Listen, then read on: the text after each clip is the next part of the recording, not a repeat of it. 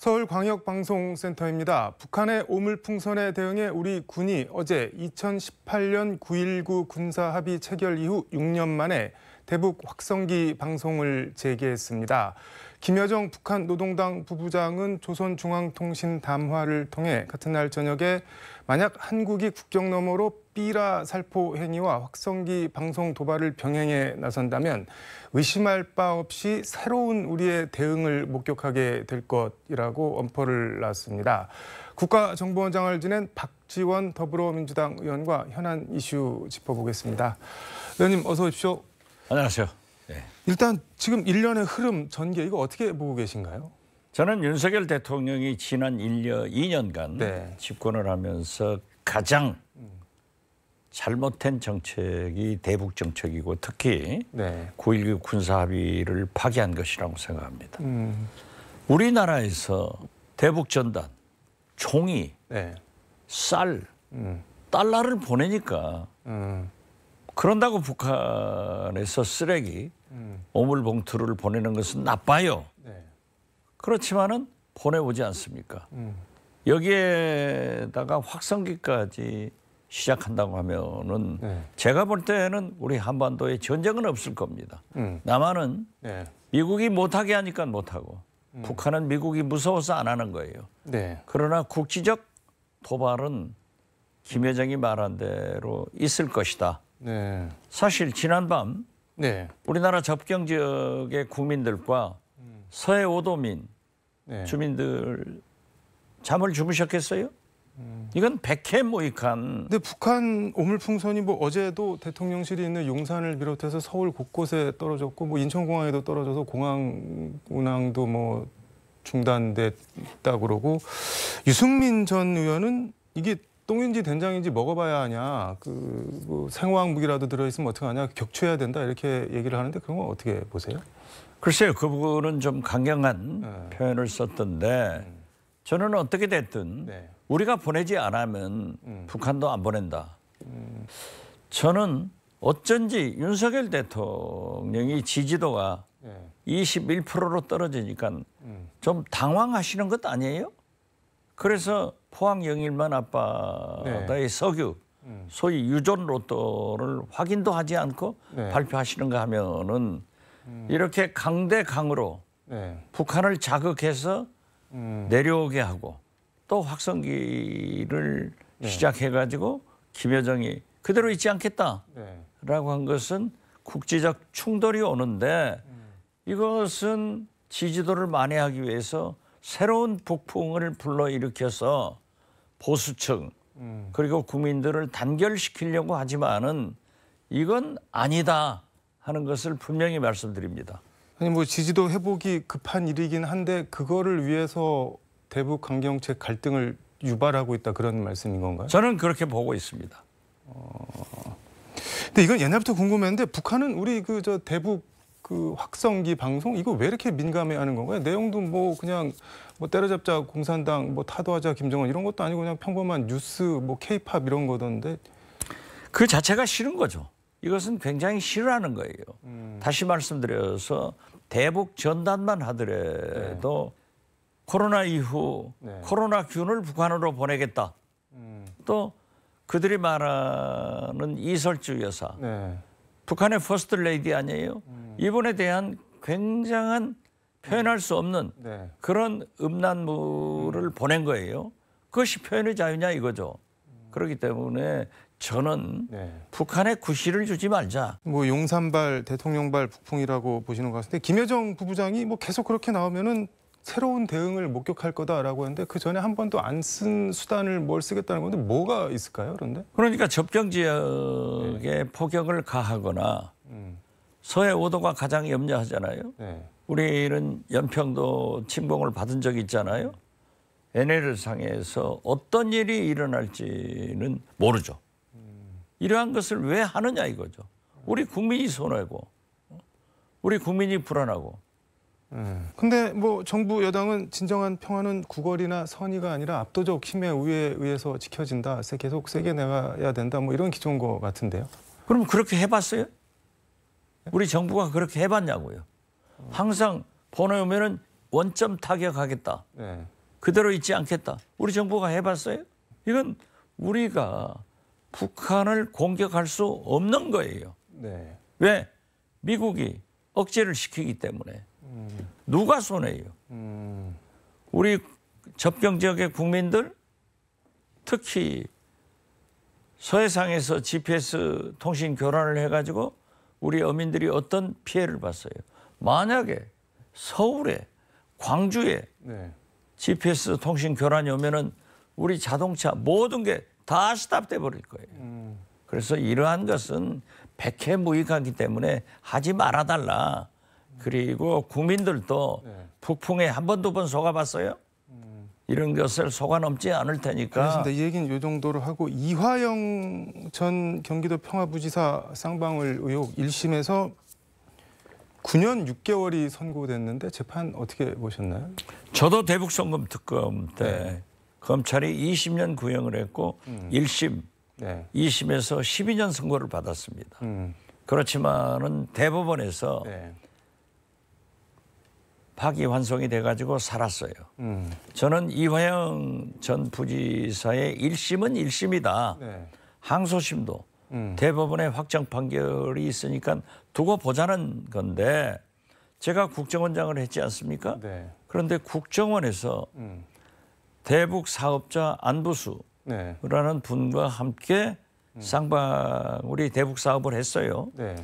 그래서 국정원의 블랙 요원이 거기에서 대북 사업을 하던 것을 문건을 네. 45가지를 수원지검에서 국정원을 압수수색해서 확보했습니다. 네. 그 문건에 의하면은 500만 달러는 물론 300만 달러도 이재명이 방북 대가로 제공했다. 이재명 이름도 안 나와요. 그렇기 때문에 저는 1심에서 증거를 배척한 검찰이나 사법부에 대해서 항소심에서 싸워볼 만하다. 엄연한 물적 증거가 나온 거기 때문에 증거재판에서는 해볼 만하다. 저는 그렇게 봅니다. 그러니까 정리하면은 수원지검에서 국정원에서 압수해간 문건이 있는데 거기 보면은 쌍방울 대북 사업이 이재명 대표랑 뭐 전혀 하등의 연관이 없고 그냥 대북 사업가랑 엮여서 하던 거다. 뭐 그런 취지인 거잖아요. 그렇죠. 거기에 이재명 소리가 나오지를 않아요. 근데 지금 이제 국민의힘은 뭐 한동훈 전 비대위원장, 오세훈 서울시장 뭐 이런 잠재적 대권 주자들까지 다 나서서 기소를 그냥 당연시 하던데요. 그 이재명 대표에 대한 기소. 그분들이야. 자기들이 미래를 위해서 이재명이 없으면 자기들이 대통령 될 것이라고 생각하는 모양이죠. 네. 그렇지만은 한동훈 전 비대위원장이 재밌는 얘기를 했더라고요. 네. 만약 이재명 대통령이 당선돼 가지고 재판이 진행 중인 것은 계속 재판을 해야 하기 때문에 대통령직 유지가 어렵다는 건데 지금 현행 법에도요. 네. 대통령, 현직 대통령은 임기 중에는 소추할 수가 없어요. 네. 그래서 저는 저분들이 이미 네. 대통령 선거에 질 것으로 확정적으로 판단을 하고 이재명 대통령이 무섭구나. 그런 구실을 만들어내는구나. 이런 생각도 가졌습니다. 근데 대북 송금 관련해서는 이재명 대표한테 만약에 혐의가 적용된다면 뭐 제3자 뇌물일 것 같은데 이게 두 가지 이슈가 있는데 하나는 대통령이 되기 전에 기소를 당해서 대법원에서 유죄 확정 판결이 나면은 이제 한동훈 전 위원장 같은 경우는 그러면 그때는 대통령직 그만둬야 된다. 우리 재선거해야 된다.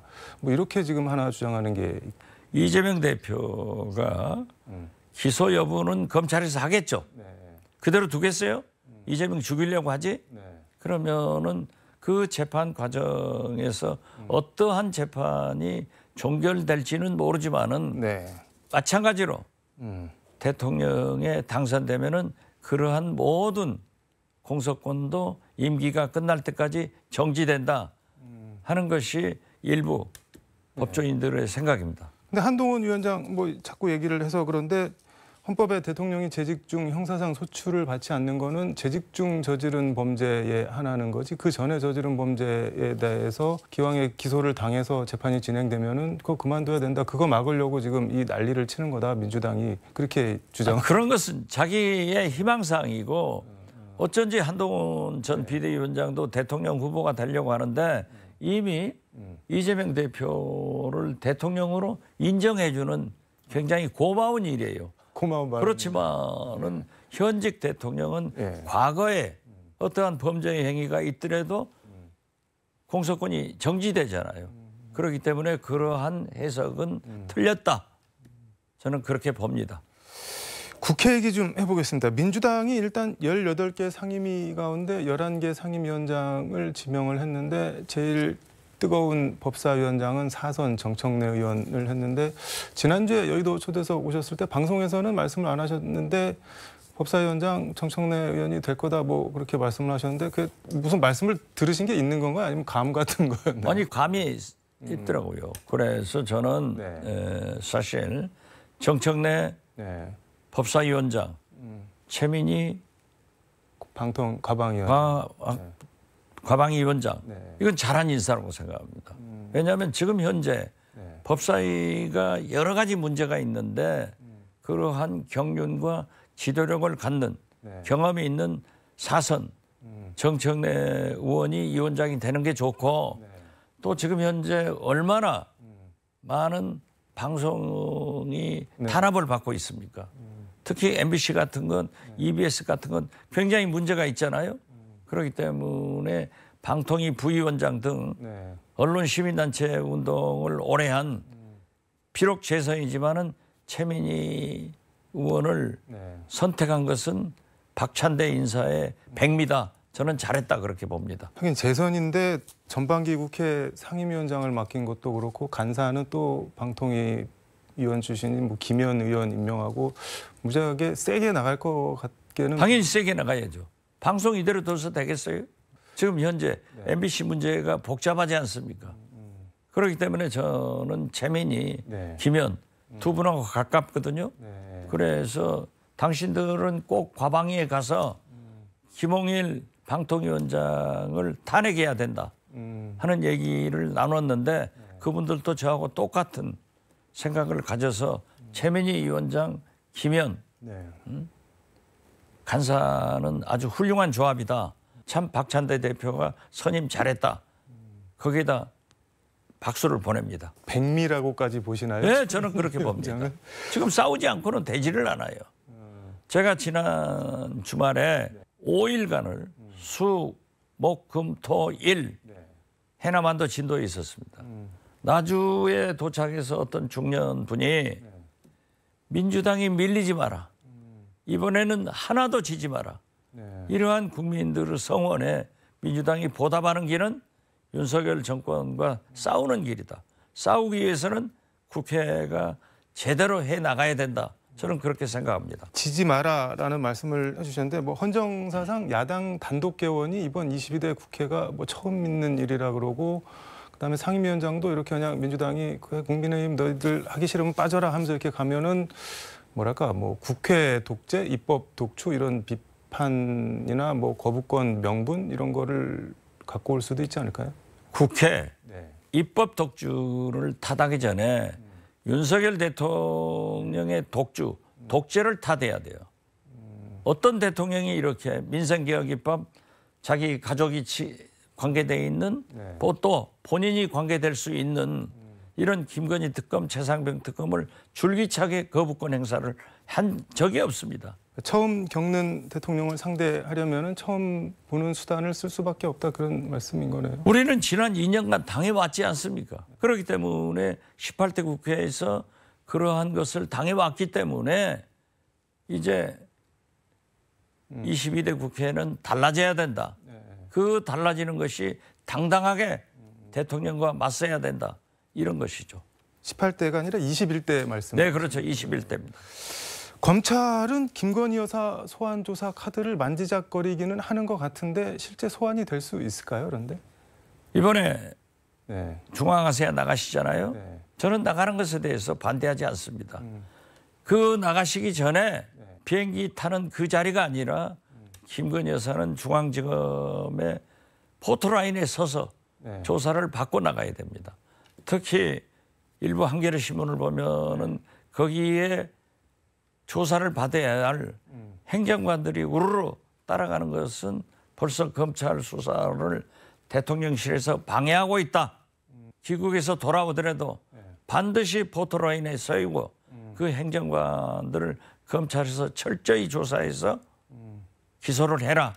그래야 대한민국 검찰을 그래도 국민이 신뢰할 수 있고 또 그러더라도 이것은 반드시 특검으로 의혹을 파헤쳐야 된다. 저는 그렇게 생각합니다. 근데 이게 보면은 이원석 검찰총장은 원칙대로 김건희 여사를 소환해야 된다는 입장인 것 같고, 뭐 수사 실무 책임자인 서울중앙지검 담당 부장검사들도 소환 의견인 것 같은데, 이게 이창수 서울중앙지검장이나 그 밑에 차장들은 조금 생각이 좀 다른 것 같고, 이게 보면은 윤석열 정부에서 이제 검찰 인사를 2번 더 할 수 있는데, 지금 뭐 검사장, 차장들은 이 정권에서 뭐 검찰총장, 고검장, 검사장 승진해야 되고, 그 밑에 부장검사들은 다음 정권에서 뭐 검사장, 고검장, 뭐 인사가 이렇게 돼 있는 것 같아서 좀 뭐랄까요, 검찰이 좀 너무 좀 정치적인 거 아닌가 그런 느낌. 모든 공무원은 특히 검찰이나 경찰이나 군은 인사에 굉장히 예민합니다.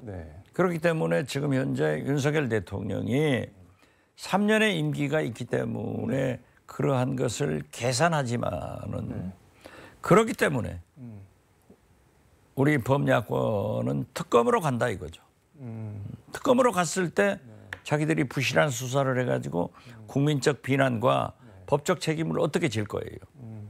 그렇기 때문에 저는 정의로운 검찰이 돼야 되고 아무리 서울중앙지검장과 차장들이 윤석열 대통령 의거해서 보임됐다 하더라도 검찰의 길을 가라.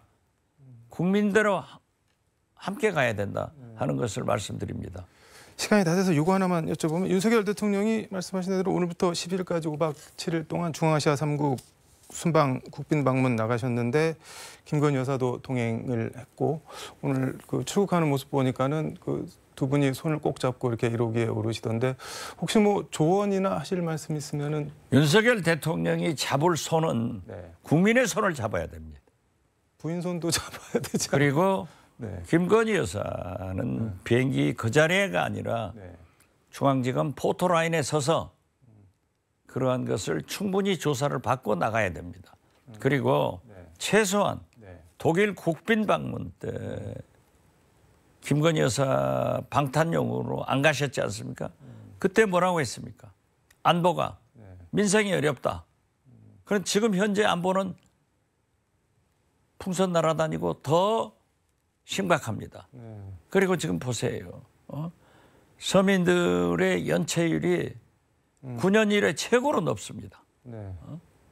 이러한 어려움이 있는데 대국민 사과 한마디 없이, 변명 한마디 없이 그렇게 중앙아시아로 날아가는 것은 또 한 번 윤석열 대통령이 국민을 무시하고 졸로 보는 거다 이렇게 생각하고 우즈벡을 가시더라고요. 자기 개인 핸드폰으로 이종섭 장관과 우즈벡에 가 있는 전화를 했단 말이에요. 한번 물어보시라고 그랬어요. 우즈벡에서 그 전화가 도청됐는가 안 됐는가. 그건 넌센스죠. 뭐 대통령실은 K 실크로드 깔러 간다 뭐 그렇게 표현을 하던데. 대통령이 하고 싶으면 다 하는 거예요. 그렇기 때문에 우리 국민은, 민주당은 대통령이 변해야 나라가 살 수 있고 변하지 않으면 나라가 망하고 윤석열, 김건희 대통령 내분도 험한 꼴을 당할 것이다. 임기는 가요. 그렇기 때문에 저는 다시 한번 윤석열 대통령이 아무리 지지도가 떨어지더라도 유전 로또로 국민을 속이려고 하지 말고 대북 강경책으로 전쟁을 불사해서 다시 한번 우파들을 집결시키고 국민들에게 위험을 주지 마라. 바른 길로 가시라. 이렇게 말씀드립니다. 알겠습니다. 오늘 말씀 여기까지 듣도록 하겠습니다. 고맙습니다. 네, 감사합니다.